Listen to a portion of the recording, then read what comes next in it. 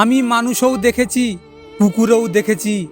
কুকুর মার খেয়েও বিশ্বাসী থাকে, আর মানুষ ভালোবাসা পেয়েও বিশ্বাসঘাতকতা করে। পৃথিবীতে সব কিছু ভোলা সম্ভব, কিন্তু কারো বেইমানি আর প্রতারণা ভোলা সম্ভব নয়। কাজের কারণে আমরা কখনো ক্লান্ত হয়ে পড়ি না, আমরা ক্লান্ত হয়ে পড়ি দুশ্চিন্তা, হতাশা আর বিরক্তির কারণে। কখনো কাউকে তার বর্তমান পরিস্থিতি দেখে অবহেলা করবে না। মনে রেখো, সময়ের চাকা অনবরত ঘুরতে থাকে। গরিবকে নিয়ে কখনো মজা করো না, কারণ গরিব হতে সময় লাগে না। লোকে তোমার প্রশংসা করলে তুমি খুশি হও না, আবার লোকে তোমার নিন্দা করলেও দুঃখ পেও না, কারণ লোকের কথায় কয়লা সোনা হয়ে যায় না।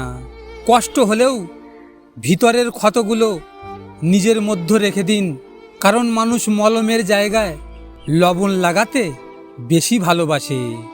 মুখ দেখে নয়, ব্যবহার দেখে মানুষ চিনুন, কারণ চিনি আর লবণের রং একই হলেও স্বাদ কিন্তু আলাদা।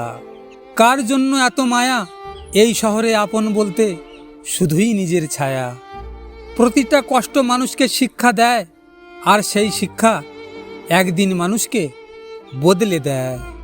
জীবনে তো কষ্ট আসবেই, শুধু নিজেকে শক্ত রাখা শিখতে হবে।